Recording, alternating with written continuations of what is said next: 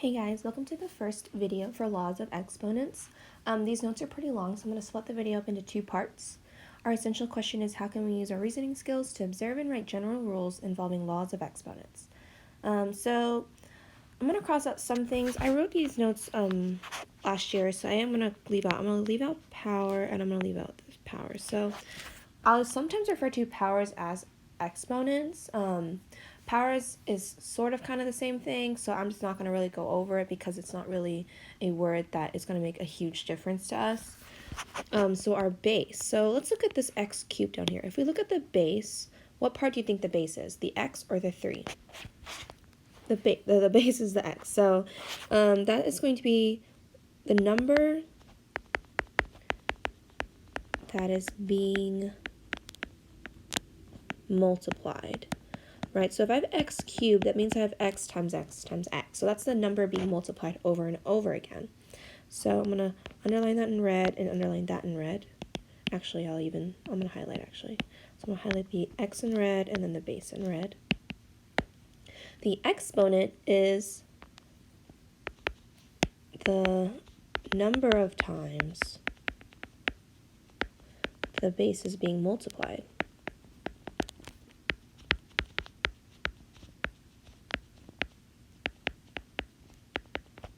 So the 3 indicates to us that the base is going to be multiplied by itself 3 times. So I'm going to highlight the exponent in blue. So this is just kind of a little small visual aid to help if you're kind of confused on what I mean by a base and exponent. Alright, so let's talk about what 3 to the 7th means. Well, what does that mean to me? It means it has 3 times itself 7 times. So I'm going to write that out. 3 times 3 times 3 times 3 times 3 times 3 times 3. So 3 times itself 7 times. Isn't this a pain in the butt to write every single time? Yeah, it is. That's why we have this short notation. So there is a reason why we have that short notation. It still means 3 times itself 7 times. We can just write it in a more condensed way. Same thing with x to the 5th. That means I have x times itself 5 times. So as we move on with the rest of the notes, I do want you to make sure that you understand that that's what the exponent means. Now we're going to learn about the first 4 laws of exponents. They're also called properties and they're also called rules. So laws of exponents, exponent properties, exponent rules. So I'm not going to actually go over all the individual names because they are labeled at the very top, so we don't have to do some extra writing there. Okay, product law. This is the first law. I don't expect you to memorize the law or the name of the law or the definition or anything like that, but I do expect you to know how to use them. So before I go over what the product law is, let's do some experiments. Let's test some stuff. So 6 to the 2nd power means that I have 6 times 6. And then I have a multiplication sign. And then 6 to the 3rd power means I have 6 times 6 times 6. So I have it 3 times. Okay, well, is there a shorter way for me to write this? Yeah, I could write that 6 to the 5th times because I have 6 times itself 5 times. Same thing with the x below. I have x squared, which is x times x, and then I have it times another x squared, which is going to be x times x. Is there a simpler way or a shorter way I could write this? Yeah, x to the 4th. So, what do we notice as we go from the beginning exponents to the end here? Is there a shorter way that I could do something? I could just add the exponents, the amount of times that it's being multiplied. 2 plus 3 is 5, 2 plus 2 is 4. So I also have the same base. So that's an important thing here. You have to have the same base. I have 2 stars here because that's important. If you don't have the same base, you cannot combine your exponents like that. So for example, if I have x cubed times y cubed, I can't actually combine these in any way because their bases are not the same. One has x, one has y. This makes x cubed, y cubed. There is no other way that I could write it in a simpler way. That's it. So unless they're the same base, you cannot combine them. And what are we really doing here? What are we doing with our exponents from the beginning to get to the end? We are adding them. All right. So if we talk about the product law, what is the product law? Well, this is a general law. You'll see something like this maybe on your formula chart. If I have a to the m times a to the n. So basically, if I have 2 things that have the same base, or a, and I have an exponent of m and an exponent of n, as long as the bases are the same, that's going to equal a to the m plus n, because I'm just going to add those exponents. So that's your general formula for that one. All right, so now we're going to practice this. Number 1, we have 5 to the 10th times 5 squared. So what does that mean? I have 5 times itself 12 times. I just add the exponents, right? Because if I write out 5 times 5 times 5 10 times, and then I have 5 times 5, and I look at all of them together, I have 12 of them. Now, sometimes you'll be asked to give me the simplified, so you'll have to put like 5 to the 12th in your calculator. However, if the number is too big, you're never going to be asked to do that for me. Oops. All right. Number 2 looks kind of overwhelming, but again, you're going to apply the rule. Do we all understand that this is just all multiplication? All these variables are being multiplied together. All right, so now we just have to look for like bases. So here I have t to the 8th, and I have the like base of t squared. Well, that's going to be t times itself 10 times, because I add 8 plus 2. Okay, now I have m squared, and I have m to the 6th. Those are like bases, and that's going to give me m to the 18th. Lastly, I have k to the 6th times k to the 8th. That's going to be k to the 14th. So all we're really doing here is adding our exponents, and we're combining our like bases. So as long as they're the same base, you can combine them. And you know you're completely simplified when you can literally not, you can't combine any of the bases at the very end. So if I had this at the end, I know I'm done. But if I had like an extra t down here, then I know I can combine this one and this one. All right, moving on. Number 3. This one's a little bit different because we have some parentheses. However, the concept is the same. And the reason why we have parentheses, I'm going to give you a little life lesson. So your calculator, right? You can use your little graphing calculator, and when you plug in -4 squared in your calculator, it's going to give you -16. And you're like, well, that doesn't make sense, because -4 squared means I have -4 times -4, and two negatives multiplied together make a positive. That's why you need a parentheses. So if you type in -4 squared in the calculator, it gives you positive 16. And you're like, well, why does it make a difference? Why do I need parentheses? Well, your calculator doesn't know how to read negative numbers correctly when you have exponents. It's saying, oh, use PEMDAS, use PEMDAS. So what it's really doing is, oh, okay, let me do 4 squared first in the calculator. That's what your calculator is doing. It's saying, okay, that's 16. And then at the very end, it's like, oh, I see a negative. Let me put on a negative here. So your calculator doesn't really know what to do if you don't have parentheses. So if you want to make sure you don't get it wrong, make sure you always include parentheses when you have negative numbers. Okay, well, now I have -4 squared times another -4. So how many -4s are being multiplied together? Well, I have 2 here, and I technically have 1 here. So if I add those exponents, I have -4 to the 3rd power. There's technically a 1 there, right? So we add those exponents. And you can actually put this in the calculator. So -4 to the 3rd power is -64. Okay, moving on to number 4. -3x to the 4th times 2x cubed. Now this is more similar to what you would actually see in problems. You're usually not going to be given simple stuff like number 1 and number 3. Those are too simple, right? Because, you know, we're in algebra now, so we gotta up the ante. So let's talk about like bases. And here I have -3x to the 4th. How many bases do I have? And you might be like, oh, 1. We have 1 term, but we have 2 bases. We have -3 and we have x to the 4th. So you want to look at, so like bases are the things that can be combined, that can be multiplied like normal. So -3 can be multiplied to 2, right? Because that's something I can do. I know how to do -3 times 2. That's -6. Oh, excuse me, sorry. All right, so that's going to be -6.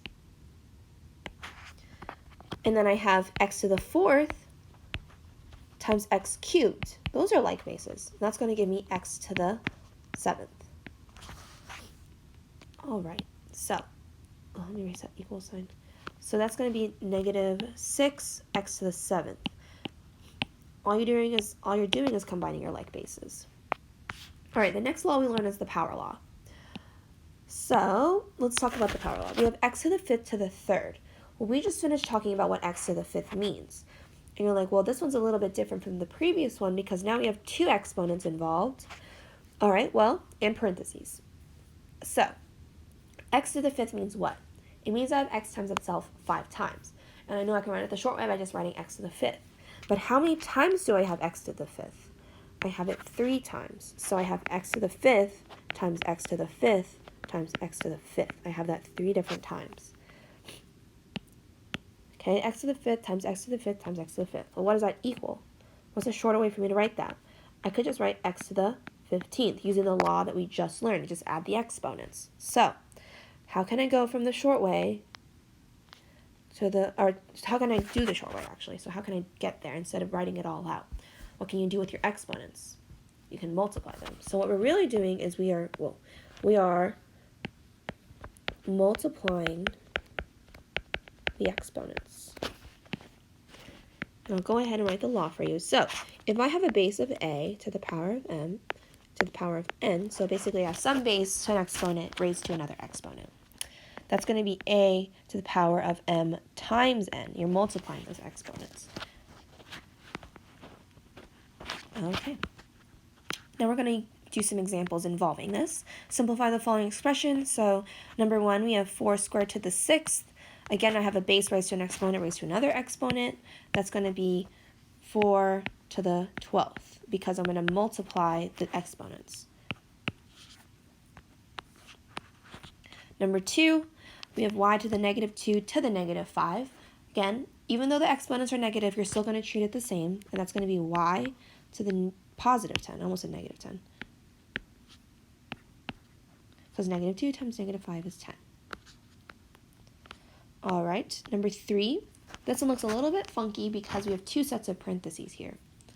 But you treat it the same way.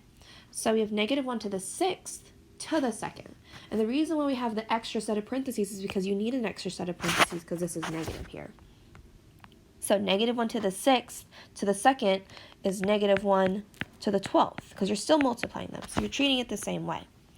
However, this is something that you could put in your calculator, right? So y to the 10th we can't put in our calculator because we don't know what the value of y is. But 4 to the 12th, that's too big and we're not going to really write that giant number. But negative 1 to the 12th, if you put it in the calculator, it should be positive 1. All right, m to the 4th. What's the exponent on my m here? There's 1. There's 1 m there. So what's 1 times 4? 4. So we just have m to the 4th. So this one didn't really change much. But again, still same concept. You're still multiplying the exponents that you have. All right, the next law we learn is the power of a product law. This is the 3rd law that we'll learn. And this will, after we learn this law, it'll be at the end of the first video. The second video will go over the quotient rule and then combining all of the laws together. The reason why I split it up is because it is a lot at once. So this law right here is going to be a combination of the last 2. So let's begin. Xy to the 3rd power. Well, that means I have x times y 3 times. So I have xy times xy times xy. Okay, well, using the law that I just learned from earlier,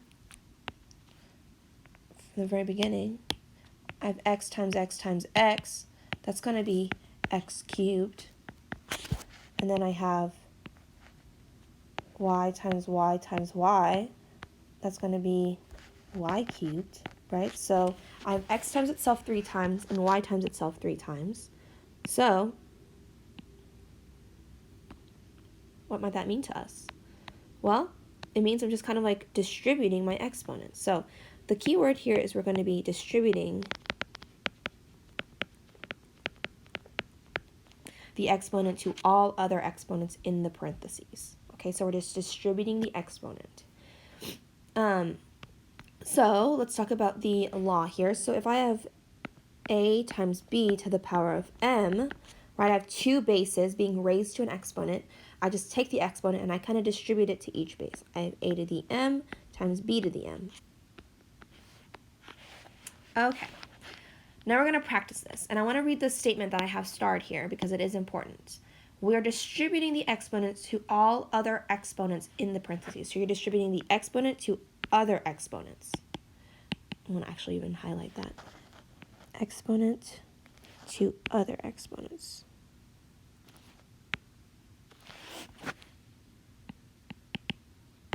Underline that. Okay, there we go. All right, let's simplify the following expression. So we have 5x to the 3rd power. how many bases do I have inside these parentheses? I have 2. I have one term, but I have 2 bases. I have 5 and I have x. Now what is the exponent on the 5? How many 5s are there? There is 1. How many x's are there? There is also 1. So the statement says that we are distributing the exponent to all other exponents inside the parentheses. So when I distribute this 3 right here to the 5 to the first, am I taking 3 and am I multiplying it to 5 or am I multiplying it to the 1? I'm going to multiply it to the 1. So this is going to be 5 cubed. Remember, you're multiplying the exponents to other exponents. You're not going to do 5 times 3. And I say that because that is a mistake that we make all the time. So please don't do that. Okay, the next one will be x to the third. Okay, and if we simplify this out, we get 125 x to the third because because 5 to the third is 125. So that would be our final answer there. Number 2, 2x to the fourth to the third power. Well, 2 to the x to the fourth, I'm going to distribute, right? I have 2 bases here, so I'm going to distribute the 3. That's going to be 2 to the third, right? Not 2 times 3, 2 to the third power. Sorry. Okay, and then we have x to the 12th, because you are multiplying the exponents. So again, same process here. You're still distributing the exponent, but you're distributing it to the other exponents. And 2 to the third is not 6, because 2 to the third means 2 times 2 times 2, which gives me 8. And then we still have x to the 12th. So that's how you write it simplified completely right there. All right, moving on. 3, we have 3x cubed y to the second. Now I have 3 bases, and I'm going to distribute my 4 on the outside, the exponent on the outside, to all 3 bases. That's going to be 3 to the fourth, and that's going to be x to the 12th, and then y to the 8th. So again, distributing the exponents to all other exponents. Okay, well, 3 to the fourth, that is 3 times 3 times 3 times 3. So it's not 3 times 4. So I believe 3 times 3 times 3 times 3, that's 81. And then we have x to the 12th, and then y to the 8th. So those don't change because we don't know what those variables are. Okay. All right, moving on. I'm actually going to move this. Oh, dang it. No! You need to stay small. Oh my goodness. So sorry. Okay, I'll change that later. All right. Now we have negative 4xy squared. Now we're distributing the 2 to all other bases, right? So we have 3 bases in there. Negative 4 is our first base. Now, like I said earlier, if we have a negative base, you must put it in parentheses or it won't work. So we have negative 4 to the second. You have x to the second because 1 times 2 is just 2. And then we have y to the fourth. That's 2 times 2 is 4. If I do negative 4 squared in my calculator, that is going to be positive 16 because I use parentheses. And we have x squared and then y to the fourth. So those don't change.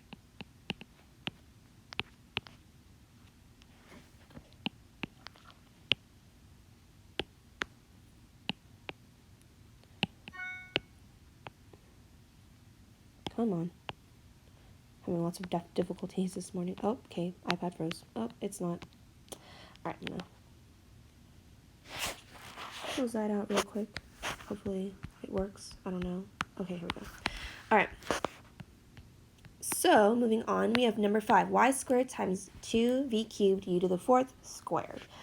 Now, what's different about this one is that we have something multiplied to the outside. But is this 2 affecting this y squared out here?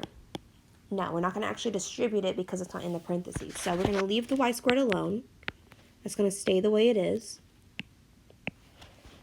And then we're going to distribute 2 to the second power, v to the 6th power, and u to the 8th power. As earlier, we're multiplying our exponents, nothing's really changing. I'm going to go ahead and simplify 2 to the second, or 2 squared, which is 4, and then I'll rewrite all of this. Now, the y squared, normally when we have a coefficient, our coefficient's at the front of all of our other variables. So the y squared, I'm just going to move to the back. I'm just going to put it back here. And that doesn't really matter where it is, because it's all multiplication, right? Because 3 times 5 times 7 is the same thing as 7 times 3 times 5, or 7 times 5 times 3, right? Multiplication doesn't matter for the order. So you can multiply in any order, but usually we have the coefficient in the front. So that's why I moved it to the front. All right. Number 6. 3t squared s to the 6th times negative 5, or negative t s to the 3rd to the 3rd. All right, so this is very overwhelming to look at. But when we simplify, we always use PEMDAS. And I haven't really brought it up because it hasn't really been an issue yet. But you always want to look to see if you can simplify anything before you try to do anything huge. So I'm going to look inside my parentheses only. And I'm going to look. My first term in quotes is 3t squared s to the 6th. Whoops. And here I have one term. Over here I have another term. Okay, now we're going to look. We're going to look for like bases. And I want to ask you, what is the coefficient of this first term? Our first coefficient is this 3 here. Okay. What about the coefficient of the other one? And you're probably like, well, it's the negative t. Remember, coefficient's a number. And remember, there's technically a 1 here. We just don't write the 1. Just like how we don't write 1x, because that's the same thing as x. When I say negative x, that's also the same thing as negative 1x. So there is a negative 1 there. So we do have a like base here. We have 3 and we have negative 1. And I can multiply those, and that gives me negative 3. Now I'm going to look at my next base. My next base is t to the 2nd, and I can combine that with the other t. And that gives me t to the 3rd. Remember, this is all being multiplied inside my parentheses. And then I have s to the 6th times s cubed, which is s to the 9th. All right, so lots of exponents operate a little bit differently than combining like terms. So combining like terms has to do with adding and subtracting. This is multiplying, so you use your exponent laws. All right, now that I've simplified everything in my parentheses, I can just go ahead and continue like normal. This is way more manageable than what I had earlier. And I'm going to use the power of a product, which is to distribute my exponent to all other exponents. So this is going to be negative 3 to the 3rd power, and I must use parentheses. This is going to be t to the 9th power, because 3 times 3 is 9. And then this is going to be s to the 27th power, because 9 times 3 is 27. And I can actually simplify this, because negative 3 cubed is negative 27. And then I'm going to go ahead and copy down all of the other things.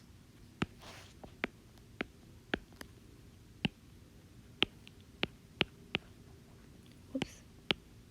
All right. Well, that is it for the first 3 laws. We will go ahead and do the last law and then all of the practice for everything combined together in the other video. And combined means you're going to use all of your exponent laws at once. So it's not like, oh, just use product law. Oh, just use power. You're going to use all of them combined together. If you have any questions, please feel free to email me or come in for tutorials.